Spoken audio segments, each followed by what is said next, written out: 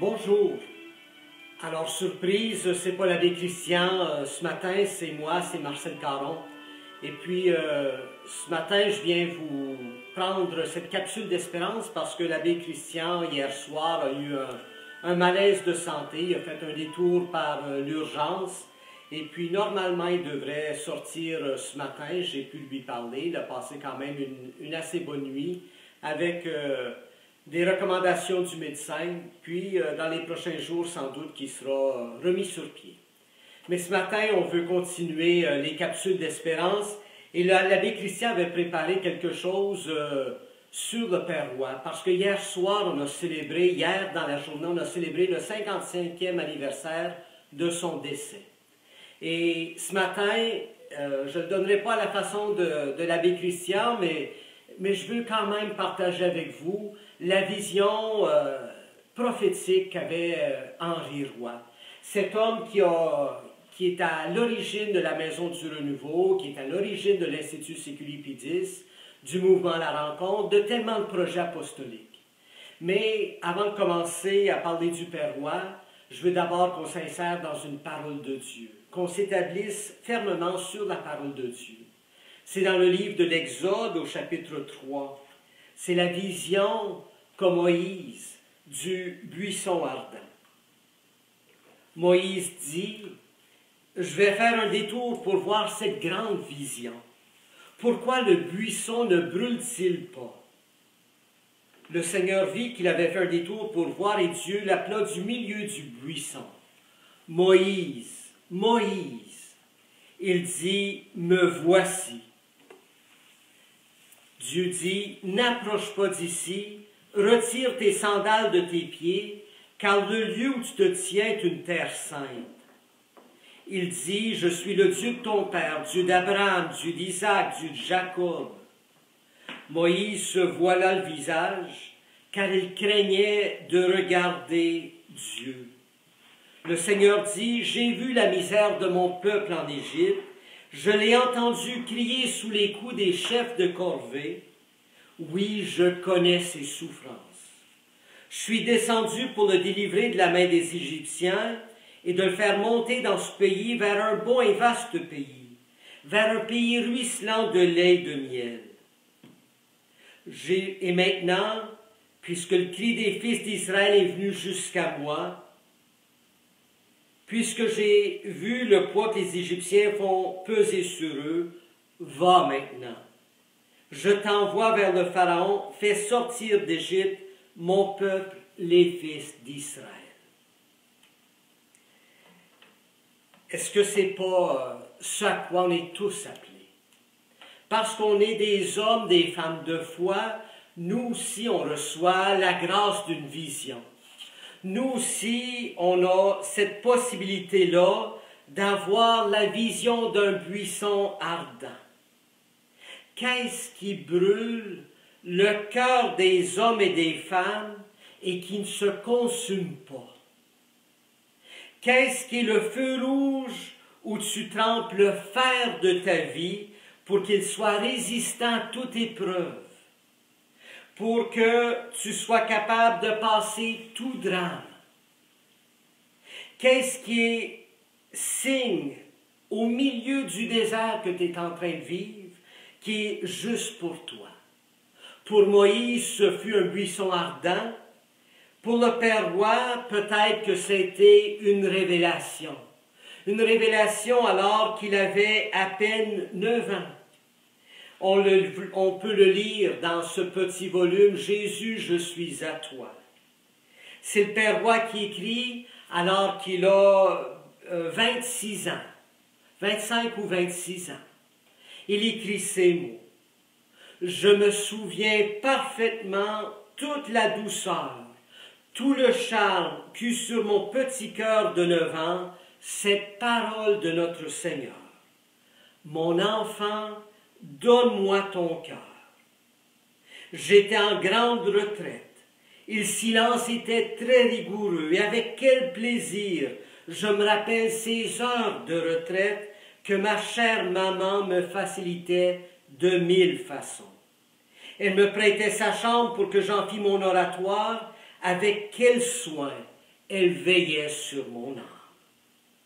Si pour Henri Roy, à l'âge de 25-26 ans, il se rappelle une parole que le Seigneur lui a dit alors qu'il a 9 ans, est-ce que c'est pas ça le buisson ardent qui va marquer sa vie et qui va lui permettre d'avoir cette grâce d'une vision, d'un appel profond que le Seigneur lui donne? Parce que dans cette vision-là, le Seigneur lui permet d'avoir l'expérience d'une présence réelle, mais pas juste pour lui, pour plein de personnes, pour plein d'hommes, plein de femmes, plein de jeunes qu'il va rencontrer. Parce que pour le Père Roy, la présence réelle du Christ, elle ne se trouve pas juste dans l'Eucharistie, même si on trouve des pages extraordinaires de méditation de Jésus, du Père Roy face à l'Eucharistie, face à cette présence réelle dans la communion, celle qui nous manque tant dans ces temps de pandémie. Mais le Père Roy vient nous rappeler que la présence réelle, elle est aussi dans le petit, dans le pauvre, dans celui qui est dans le besoin, dans celui qui vit toutes sortes de situations. Et le Père Roy, il entend les mots de Dieu. « Mon enfant, donne-moi ton cœur, parce que j'ai une terre sainte à te présenter. J'ai une terre sainte de l'ouvrier, j'ai une terre sainte de la famille, j'ai une terre sainte de la mission, j'ai une terre sainte pour toi. » Si Dieu est capable de faire ça pour Henri Roy, il est capable de faire ça pour toi et pour moi. Pour que dans cette grâce de vision, en marchant sur cette terre sainte, on soit capable d'entendre Dieu nous dire « J'ai vu la misère de mon peuple, j'ai entendu ses cris, je t'envoie, va, je t'envoie pour le délivrer, pour que tu sois capable de donner aux hommes et aux femmes d'aujourd'hui la chance de se remettre debout. » Parce que le Père Roy, c'était l'homme de la vision, qui, à travers toute sa vie, a vécu des étapes qui lui ont permis de se réaliser. Des années 20 à 29, ça a été le temps de sa formation. Les années 29 à 39, ça a été le lancement de la JOC à Montréal. De 39 à 45 environ, c'était le temps aux États-Unis. De 48 à 59, ça a été le temps de l'établissement, de la solidification de ce projet de l'Institut séculier Pie X à Québec. Des années 60 à 65, c'était le temps d'un grand bouleversement à partir de Vatican II pour être capable de dire quelle place ont les laïcs dans cette grâce d'évangélisation.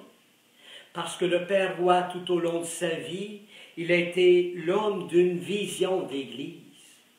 On a juste besoin de penser au tout début de son ministère, 1929. Il est jeune prêtre, il décide de mettre dans les mains des hommes et des femmes ordinaires la parole de Dieu. Il leur donne « Faites ça et vous vivrez ». L'Évangile, enfin, arrive entre les mains des ouvriers. C'était l'occasion d'une redécouverte, que cette parole de Dieu-là, elle n'est pas réservée juste aux prêtres, elle n'est pas réservée à des personnes formées, elle est pour toute personne qui veut écouter le message de la bonne nouvelle. Faites ça et vous vivrez. Peut-être que justement, dans cette vision où la parole de Dieu, elle est accessible à toute personne, est-ce que ça n'a pas été l'occasion en même temps de dire, on met des hommes et des femmes en mouvement. Et c'était l'expérience de la JOC. Peut-être que c'était l'occasion, la JOC, de lancer les laïcs sur les chemins de la mission pour qu'ils soient capables déjà, avant Vatican II, de voir comment eux ont leur place dans la mission d'évangélisation. Pas juste en Église, mais dans le monde. que les laïcs soient capables d'être les premiers responsables de porter le message de la bonne nouvelle et d'établir le Christ au milieu du monde. Quand on pense à l'œuvre que le Père Roy a lancée pour des dizaines, des centaines de personnes, je dirais même des milliers de personnes, parce qu'on est capable, chacun d'entre nous, de rejoindre d'autres pour leur dire, toi aussi t'es appelé, toi aussi le Seigneur a un rôle pour toi, il veut te donner cette grâce-là. Je pense à des gens tout simples, je pense à un Reggie Gardner, un jeune que le Père Roy lui dit, va à Valleyfield, prends charge d'un refuge de nuit pour itinérants, pour les pauvres. Donne-toi avec les messagers catholiques de la Bible. Fais connaître la parole de Dieu. Mais n'oublie pas, dans ta relation avec lui, tu seras capable de trouver les mots, tu seras capable de trouver les forces nécessaires, même si ça te paraît que ça te dépasse, Dieu te fait confiance, va, je t'envoie. Je pense à un Raymond Vanasse, où le Père Roy lui dit, toi tu ne travailleras pas dans des œuvres apostoliques, tu vas être en plein monde dans un travail ordinaire, mais sois le meilleur, là où le Seigneur te place, parce que ta vision, parce que ta mission, c'est de révéler le Christ au milieu de tes compagnons de travail. Je pense à un Paul Demers, un Ben Drolet, un Claude Beauchemin, que le Père Roy a lancé dans un travail d'imprimerie. Peut-être qu'au début, ils ne connaissaient rien à ça, mais ils ont fait toute leur vie. Pourquoi? Pour devenir des imprimeurs et parmi les meilleurs. Pour que la parole de Dieu puisse s'imprimer sur du papier et qu'elle puisse être distribuée à des dizaines, des centaines, des milliers, des millions de personnes. Et que le message soit capable de rejoindre toutes sortes de monde. Je pense à un jeune Christian Beaulieu, un jeune André Daigneault. Ils étaient laïcs à l'époque. Et le Père Roy leur dit, allez, parlez, devant un groupe de 50, 60. Mais Père, on n'a jamais fait ça. Mais Père, qu'est-ce qu'on va leur dire? Parle, l'Esprit va te donner les mots. Et c'était le début de la rencontre, c'était le début d'un grand élan apostolique pour des missions populaires, pour que l'évangélisation puisse prendre racine ici et ailleurs. Mais le Père Roy, c'était aussi l'homme de l'écuménisme et du travail interreligieux. Cette partie-là, on la connaît moins de lui. Mais il a été l'instrument de Dieu pour que, à travers, avec d'autres contacts, il soit capable de s'ouvrir à ce que les autres soient capables d'apporter de valeurs spirituelles pour qu'on soit capable ensemble de créer un monde nouveau. Cette vision d'Église, est-ce que c'est pas ce qui portait le Père Roy? Mais en même temps, c'est un homme qui portait en même temps une vision pas juste pour l'Église, mais pour le monde. Je suis tombé dans les derniers jours sur des lettres des premiers collaborateurs proches du Père Roy. Et dans ces lettres-là, qui datent des années 39-40, on parle d'un projet que le Père Roy avait mis sur pied pour avoir un ministère auprès des personnes homosexuelles. Ça, là, c'est dans les années 39-40, alors que c'était absolument tabou. Mais pour le Père Roy, dans cette vision de donner la dignité à toute personne, il cherchait les moyens de les rejoindre. De rejoindre et de leur dire qu'ils sont les enfants bien-aimés du Père. De les rejoindre pour leur dire qu'eux aussi ont droit à la bonne nouvelle. Pour leur dire qu'eux aussi ont droit au véritable bonheur. Je pense au Père Roy dans les années 50, qui avait mis sur pied un projet pour Autochtones dans le Montana, dans l'Ouest américain. Et qui, là, voulait pas juste placer les Autochtones sur des réserves, mais leur permettre de subvenir à leurs besoins à travers d'un projet de manufacture d'artisanat pour qu'ils soient capables de retrouver une véritable dignité. Je pense au Père Roy qui avait tout un travail aussi pour secourir des pauvres, pas juste ici, mais même en Europe, qui passaient un moment difficile. Et dans ses contacts avec les politiciens de l'époque, puis avec les gens d'Église, essayait d'organiser des campagnes pour subvenir à leurs besoins. Je pense au Père Roy, qui, dans sa formation des leaders, a voulu lancer les bases d'une nouvelle société, d'un monde nouveau, en formant des hommes et des femmes capables de grandir avec une écologie humaine, comme on dirait aujourd'hui, mais qui proposait des valeurs sociales pour être capable d'avoir une implication sociale et politique. Chers amis, aujourd'hui, ce n'est plus le Père Roy, ce n'est plus ses collaborateurs de l'époque, c'est toi, c'est moi.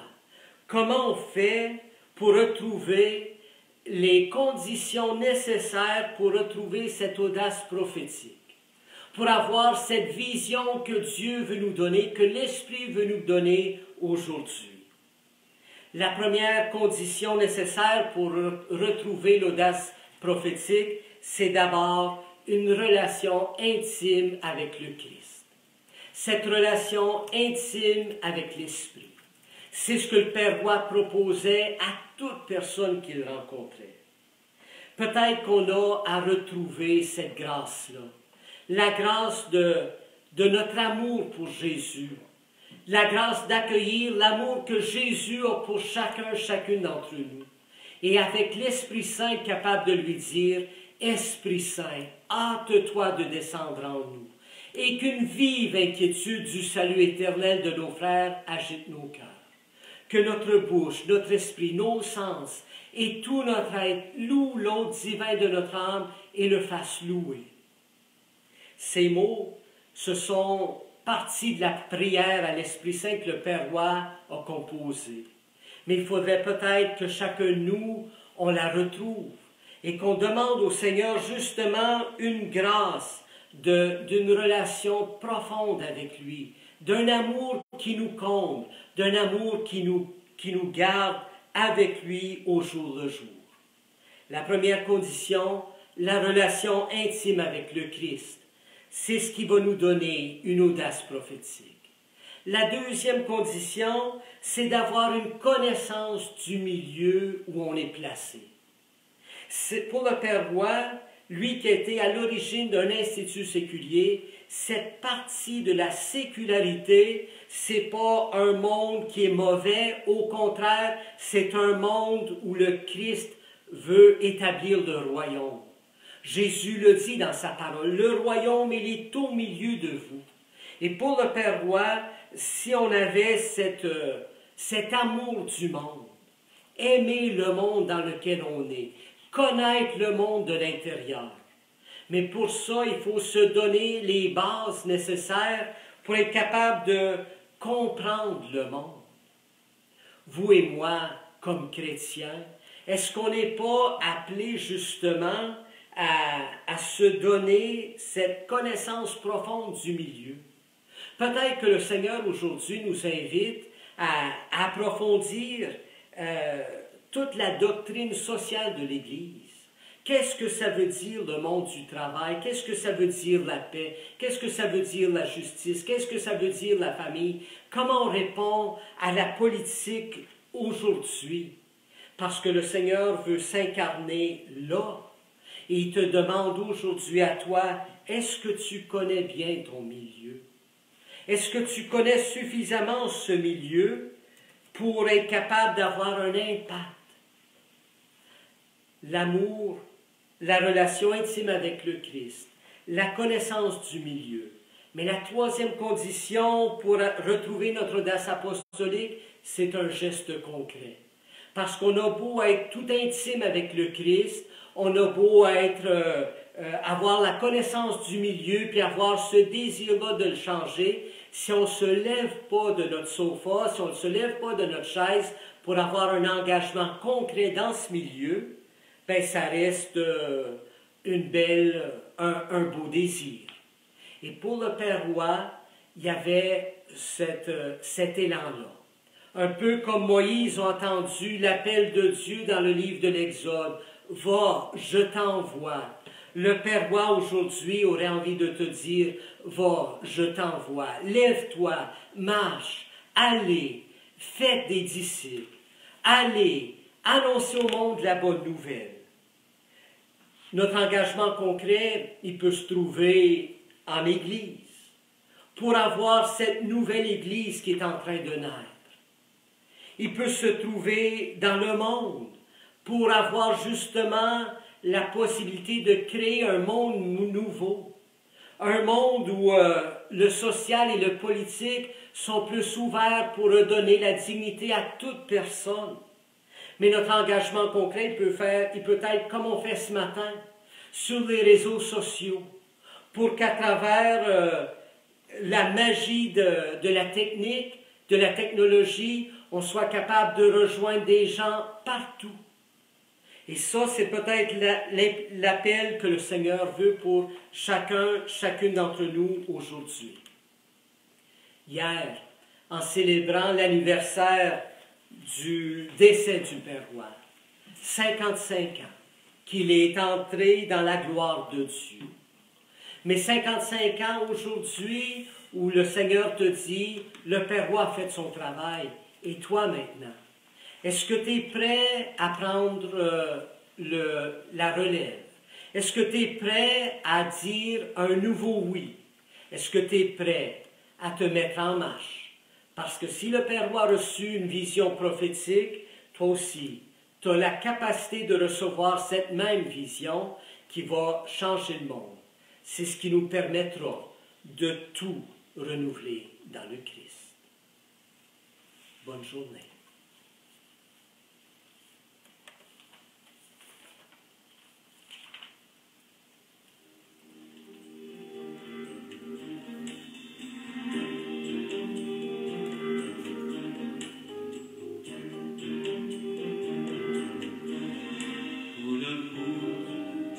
Notre vie, qu'il est beau de voir apparaître chaque jour au fil de son esprit le visage de notre Maître. Le secret de notre liberté, c'est d'ouvrir largement nos ailes, toujours prêts à nous envoler, peu importe où Dieu nous appelle.